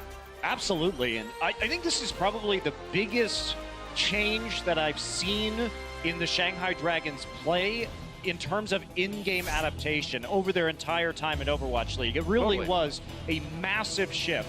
And yes, Seoul was playing overly aggressive, but the fact that they made those adjustments to punish it and were so successful in doing so, I think is a really great sign for this roster. You know, they still have more players that are going to be coming into the Overwatch League later this season. Yeah, absolutely. And we know there was that coaching change. U4 stepping down, Kong taking the lead role in coaching the Shanghai Dragons. Kong, of course, the coach for Ardiant in Korea, a team that absolutely stomped the OPC, the Asia Pacific tournament, late last year. So a good coach, a successful Overwatch coach, and even though it's only been a short time, Rod, that he's been taking the reins on this team, you got to wonder if that's already having a bit of effect.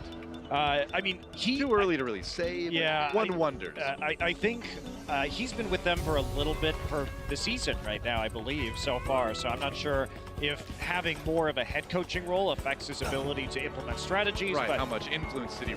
Pour? Regardless, like I think it's really interesting that we're seeing this right now from the Shanghai Dragons, and I'm also interested that they're not playing Sombra, especially with Dia out and Shusha in.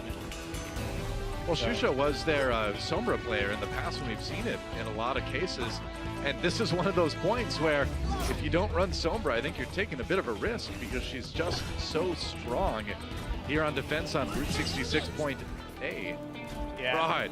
And I think, too, Shanghai, they have a history of running the Tracer and McCree here. But today they're going back to the Widowmaker, and we are going to see MG, who did play very well on that Roadhog, as we saw, denying some really big ultimates from Wikid, using the whole hog in that last fight. And Genji now going to be back again. It's just more dive for Seoul. Yep, seems like that's going to be their plan coming into these maps here today. Route 66, of course, a lot more room to dive around than you get on King's Row, so definitely different terrain to work with here. Yuki walking forward, Bunny down, Undead finding a good shot there, but Altering taken out. That's one healer down, Roshan taken out by Wekid, and now with just that Moira, you're in a lot of trouble. If you're Shanghai, Free Feel eliminated as well. And Seoul gonna get this payload rolling pretty quick here. Undead actually got forward on the Widowmaker towards the end of that fight and tried to enter the combat with just his machine gun. A bit interesting approach there, but maybe he wanted to reset faster so that they would have another, they'd have another time here to make a defense on the point with him available. All 6 members of Shanghai coming back in. Yeah, that's right. They're not done yet. Trying to get this last second defense coming in. Transcendence, Dragon Blade, looking for kills. Lucky not finding any just yet. Did a good amount of damage though. Falls, but members of the Shanghai Dragons falling much quicker than the Seoul side. 5 King nearly eliminated. Not much health left. Gets a boop, but Altering down anyway. I said 5 King because I'm so used to him being the Lucio, but he's not this time. Either way, Seoul takes point A without too much of a struggle. And MG built up to that whole hog at the very end. Didn't get much of an effect from it. Undead It's a Venom Mine kill onto Yeah. Zephyr in the mini Diva form, so see a lot of those. Won't be too much of a delay though, considering the card has to wait for the doors to open. Undead popping the infra sights so he can make sure he knows where everybody is. He is aware of Bunny on the flank right now. He's trying to get a shot on him currently. Oh, that's why Bunny is sticking near that health pack too. Whoa, Shanghai just diving, going in hard. Guido with that sound barrier under pressure, but stays alive for the moment. Dodging that self-destruct. Toby couldn't get out of the way though. He's gonna go down. And Shanghai holding the point pretty effectively so far here. Undead kept Bunny Guido out of that fight with the infra sight, and he knew he was positioned far forward, which enabled the Dragons to rush with their wall of meat into the choke points and use that coalescence. So nice attack from the Shanghai Dragons, and they finally get a bit of a foothold here on Route 66 after losing point A pretty quickly. Well, they've got a pretty solid position here with Undead way in the back, the rest of the team kind of playing the high ground, playing that right side flank. Soul coming in the side here. Undead more or less untouched, but it looks like Kuki. I don't know, man. You don't want to tangle with that Widowmaker. They got to pop the Transcendence to keep their Winston alive. Soul on the payload. Haven't taken out anyone in Shanghai yet, though. Undead taking a couple of Zenyatta orbs to the face, but undeterred as he still looks for shots. Oh, but here comes Bunny to finish him up. Undead got 0 heals throughout all that. MG pops a whole hog, but he's getting low. Takes a breather, backs away. Zephyr finds the kill onto Roshan. So Soul trying to grind this fight out, and now the payload's gonna move. Yeah, that was a lot of ults used for very little benefit. Freefield was killed basically immediately after starting the coalescence. So they're not gonna have a support ultimate available for any further fights here in the immediate future. And Shusha with that self-destruct too, and this is one of those points where you can find some good angles for that, but that's really all that Shanghai has to work with as they come out on this defense. Wakid waiting for this Dragon Blade. He's got a lot of targets to use it. He's going to Undead. try it on Undead. He's going to cut him down right away. Undead in a lot of trouble. Freefield taken out as well. Tangling with MG now. Weki just charging through, slashing away, doing the damage for his team to follow up on. And there goes Shusha. So, Soul Dynasty cutting through that defense with ease, and that's going to be most of point B. I think Shanghai probably wants to play it cautious, wait for point C now before they defend again, and they will. Yeah, Undead deciding whether he wants to play Soldier or McCree. Eventually settles on the Soldier. He stayed on the Widowmaker too long there. I would have stopped before, or switched before the last fight, because you're not going to be able to get out of those doors very easily. You need something like a flashbang to make sure that you're not going to get clogged up in the choke point. You don't have the protection on the Widowmaker if you're playing that close. No, you certainly don't. But now it will be a mid-range battle here in the warehouse. Really good play by Bunny to wait out the defensive matrix. He forced the self-destruct for the remix. Shusha needed to get back into that Diva suit. Oh, Roshan down though. Transcendence comes in. Soul Dynasty gonna press this attack. Freefield taken out. Gotta move back to the payload at some point. Shusha delaying as long as he can on the Diva. But Undead down due to the reflected Helix rocket, actually. Wow, that was fun. So Soul winning the fight with ease and pushing forward here. Shanghai falling apart a little bit here at the end. Yeah, Transcendence had to come out from Soul, but they maintained control over their sound barrier. Yeah. Shanghai finally has some tools to work with. They're going to coalesce this right out of their spawn. That's right, their defense has to coalesce as well if they're going to stop Soul Dynasty, who still has 2.5 minutes left in the time bank. Falling back for now, but coming in now that the Lucy ult has hit them, altering. Kuki gonna take him down with a leap. And now Weki just biding time. He's got that spawn door watch, got the tank shoved back. Zephyr coming in. He might have gotten hooked there, but it's Guido that they need to worry about. He's been taken out. Now the Dragon Blade comes in. No more mech, no more problems for Weki.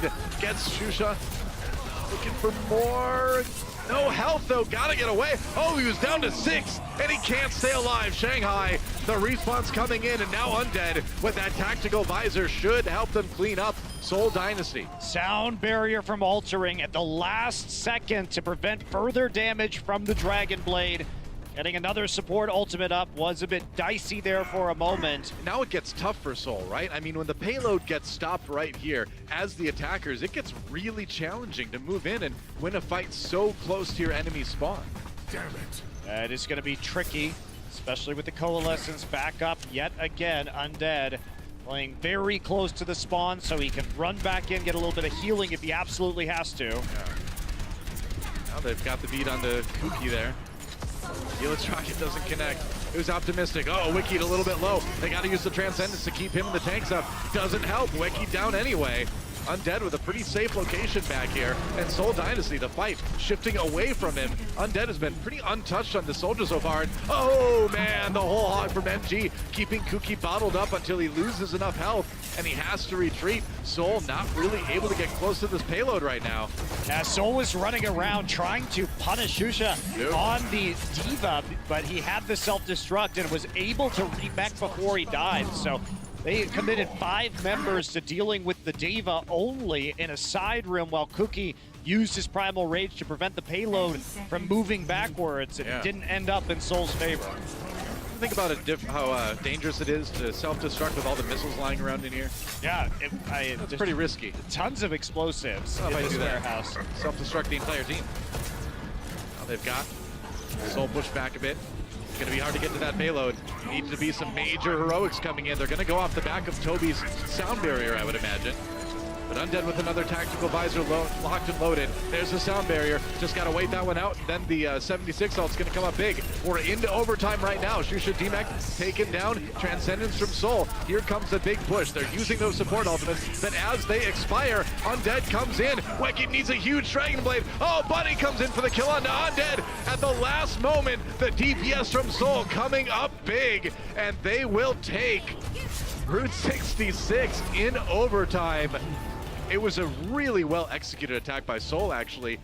Using those support ultimates, staggering that into the big dive from the attackers. Well done. And Altering was only 7% away from another sound barrier, too. Yeah. So that could have gone very differently with just a few more percent on the Lucio from Shanghai. They nearly had that hold in the end. Let's take a look at Wakid here. Yeah, from his view at the end of this last map, I mean, at this point, a lot of the members of Shanghai, you could see, were down to about half health. They had just been ground down by virtue of Soul not losing people as they came in with the sound barrier and the Transcendence. And then you just finish them off with the Dragon Blade, and that is Route 66. So, flipping things up now, Soul on the defense. And this one can be a bit tough to take. Rawhide. Rawhide. I love our sound guy. I love our sound guy. He's great. All right, so what are we going to see from the Shanghai Dragons on the attack run here? With 66 in the past, they have run Tracer and McCree together. Is a little bit more difficult without Dia in the lineup to accomplish that pairing, and instead it seems like they're going to go back to what's been working for them, which is MG on the Roadhog and Undead on the long-range hit scan. Soul Dynasty, what do you think they're playing, Doa? Well, if I had to guess, it's probably going to be Dive. Let me look at the screen. Oh, it's Dive. It's been that way. Shocking. All night.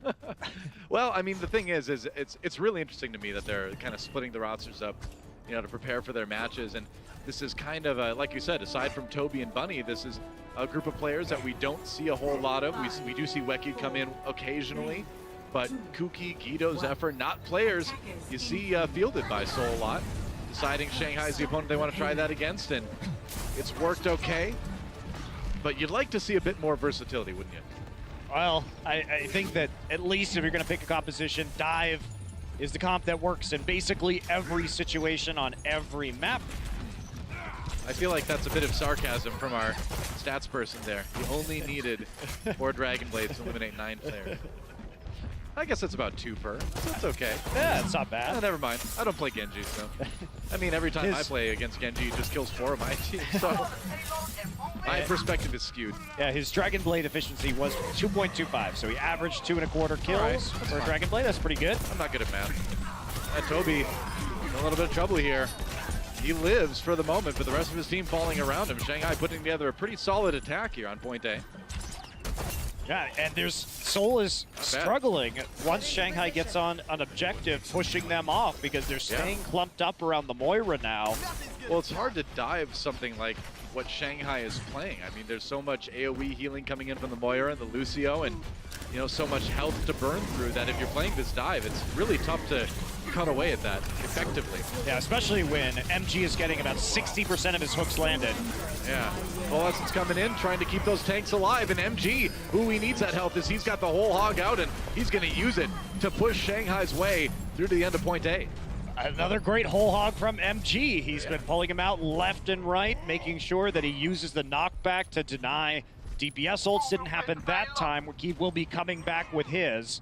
He's already creeping around on the side. You can see moving up towards the second story of the saloon in the middle of the map. Sneaky Roadhog.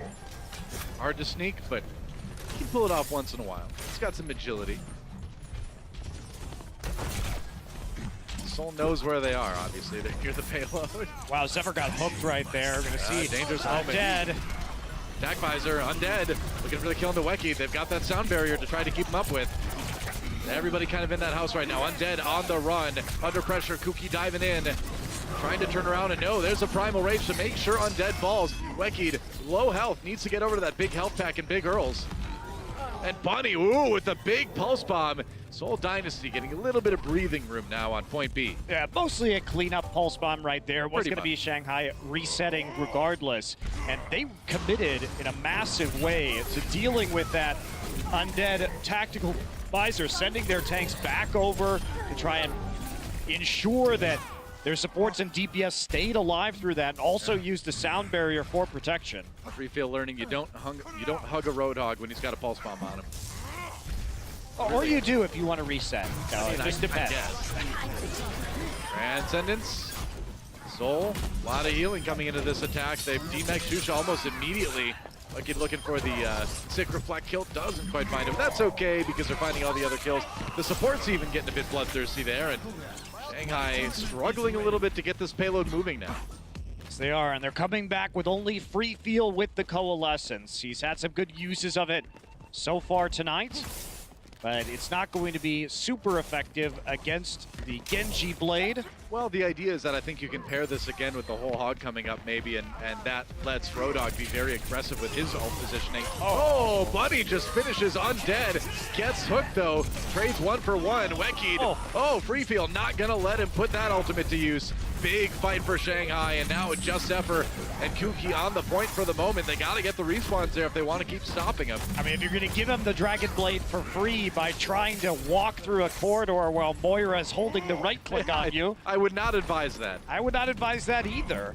So now Shanghai have a chance to really get some movement on the payload here on B for the first time. They have the whole hog to make sure people aren't even going to get through this lower doorway. They have the Primal Rage too. If Roshan's on top, they can actually CC both of these doors at the same time. Yep. Oh, Bunny CC'd indefinitely by that Helix Rocket. He's down back to spawn. Kuki pushed back with a Primal Rage. Or in Primal Rage, rather. MG again, they paired it with the Coalescence so he can be aggressive with the whole hog. Pushes Soul back a little bit.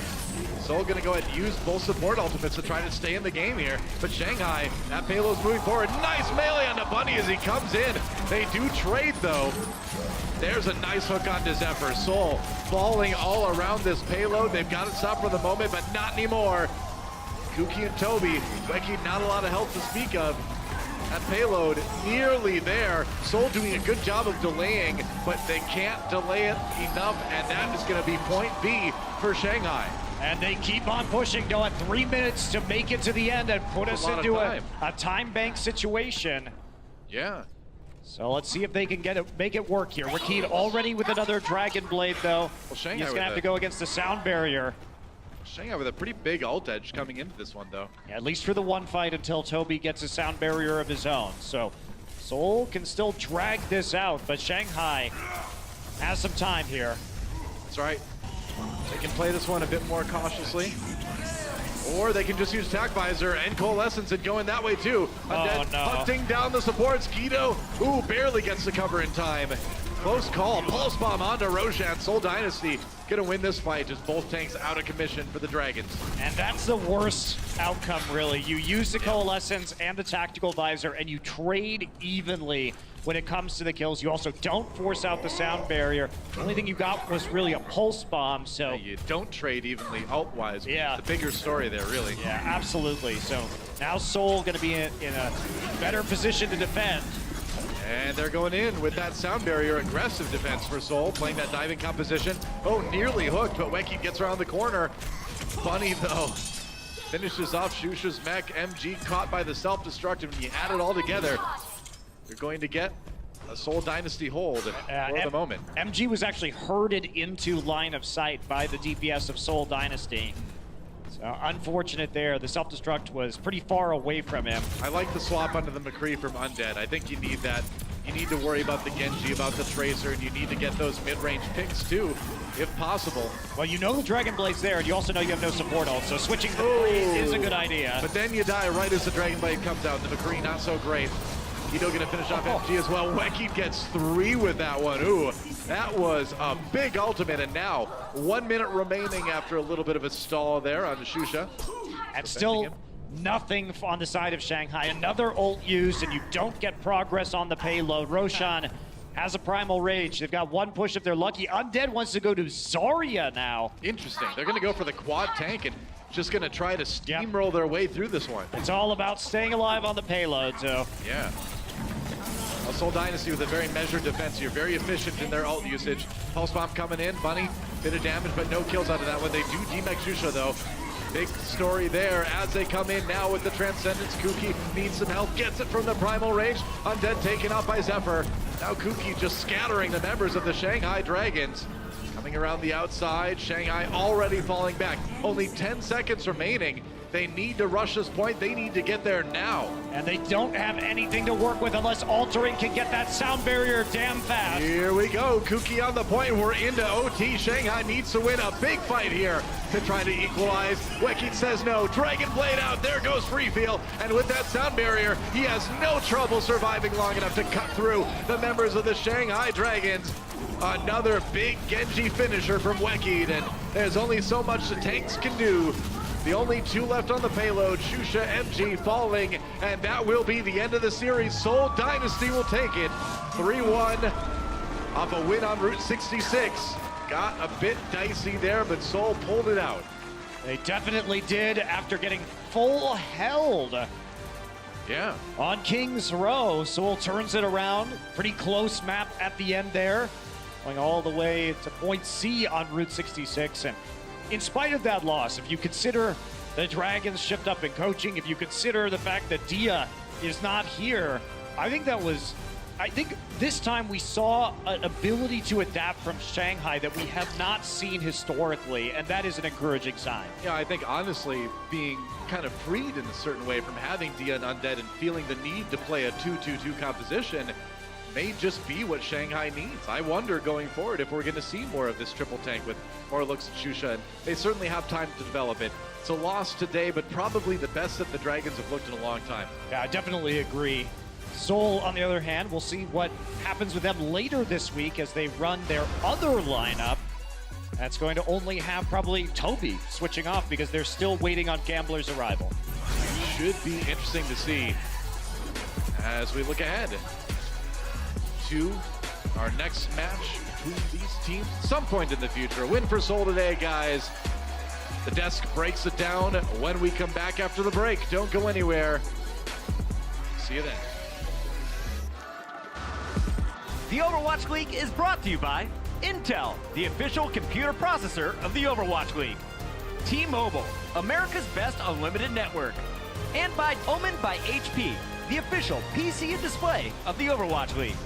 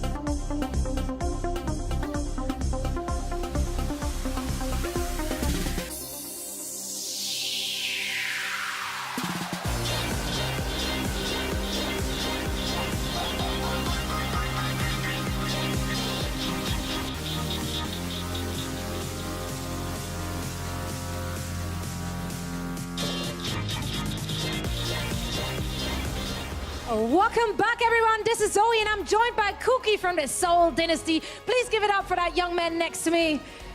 You guys just walked off that stage with a 3-1 victory. Now, of course, Shanghai Dragons showed up with a little bit of a different lineup. They didn't have Dia. Did that mean that you guys had to adjust your game plan coming into this, or did you just play what you practiced?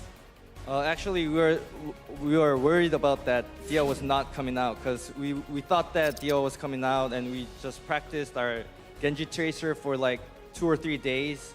And after Dia's not coming out, we thought that they're gonna counter us with the triple tank. So we were worried about that. All right, looking at that third match, which Shanghai actually took away from you guys, what went wrong for the Seoul Dynasty? I think a lot of things worked not well because we were too aggressive, and our communication wasn't well because their diva was just flanking and killing our Zen, and we were playing too aggressive, just pushing forward too hard. So I think that was the problem. Well, but you won the match in the end. Now, one last question.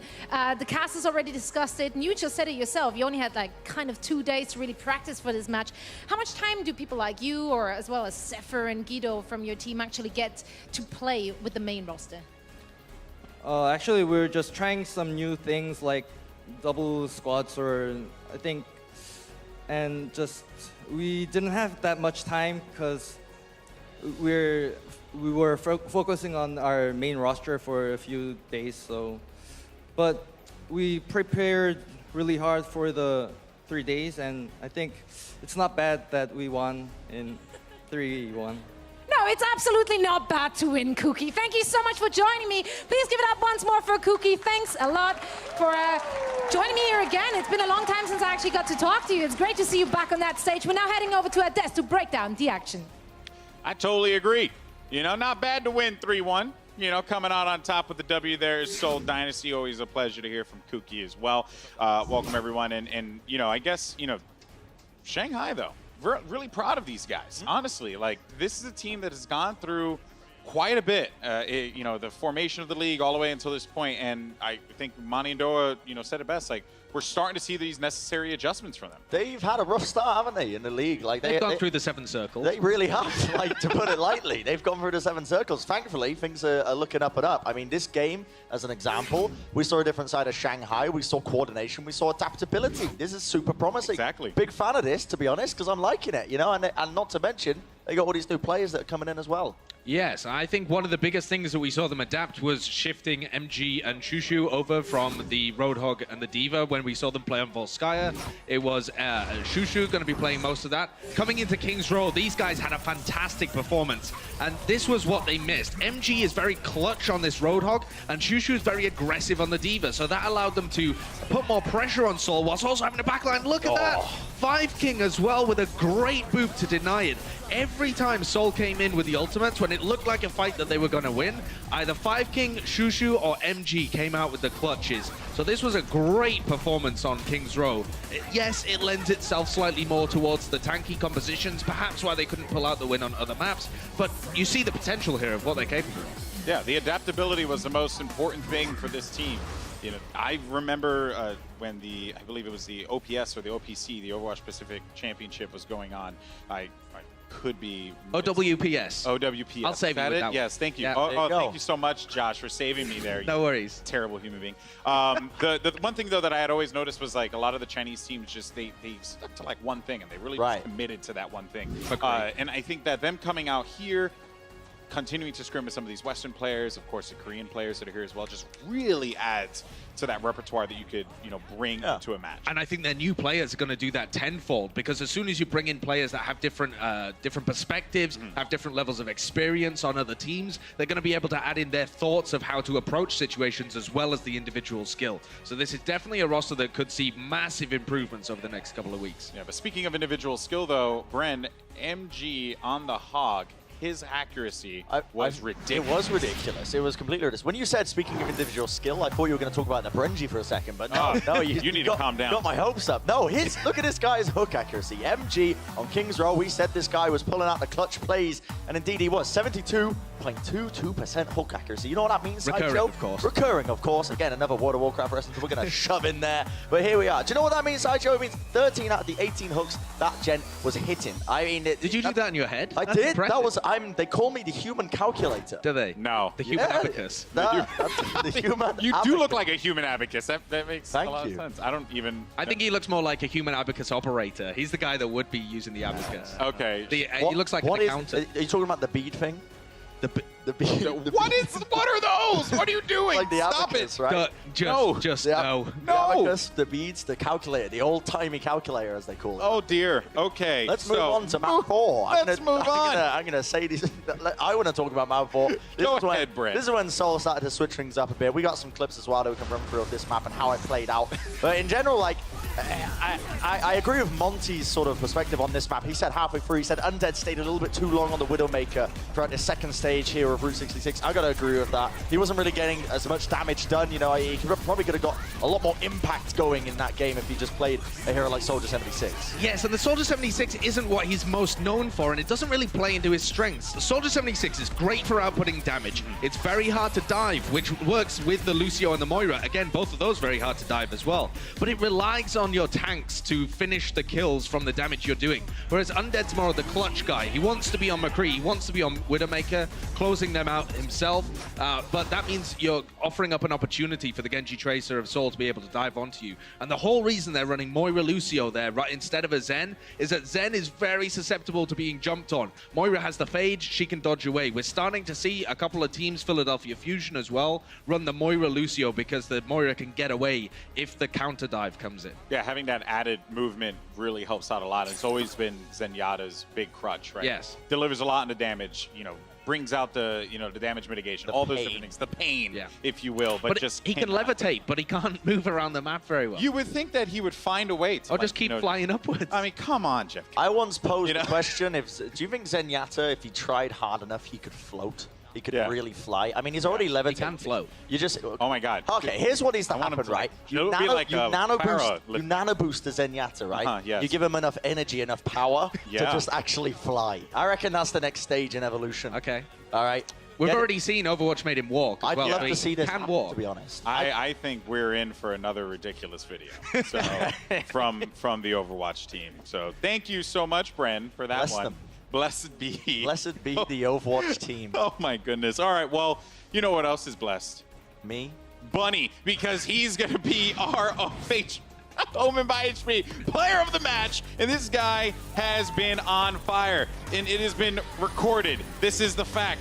The 4th highest KD at 4.7 for a match. What a this boss. guy threw it down, and like I said, man, the mailman, he delivered. I heard Sideshow call him a mad ting in the halftime. Like, never said that. You actually did. You called him a mad ting, and now it definitely showed up. Bunny is a ridiculous player. You don't really get to see too much of like these individual Tracer players on Soul because they like to run, you know, individual players for certain situations and for certain teams. But when Bunny gets let loose, the man just dominates across the map, and it was no outlier here in this game today that he did it again. Yeah, and I think the Shanghai Dragons did a good job at shutting him down on King's Row, the map they won, and a reasonable job at shutting him down on Route 66, but that guy is so good that you have to commit all the resources there, and he only died 11 times, yeah, like you're saying. They put enough damage on him to pressure him away a couple of times, but they couldn't finish the kill, and Bunny ran rampant. Yeah, Bunny's maybe soft and fuzzy, but this Bunny is grizzled and ferocious. There you go. I love it. That's why I love you, Bren. That is your Omen by HP player of the match, Bunny. This guy just really tearing it up. But that's going to do it for us here. Seoul Dynasty will take the win 3-1, but the Shanghai Dragons have definitely shown us some new looks, and that is always a good thing to see. But don't go anywhere, because when we come back, the San Francisco Shock will go up against the Dallas Fuel. You're going to want to catch that one. I think it's going to be a great game. We have a lot to say about that one, so don't go anywhere. Plenty more Overwatch League coming at you on the other side.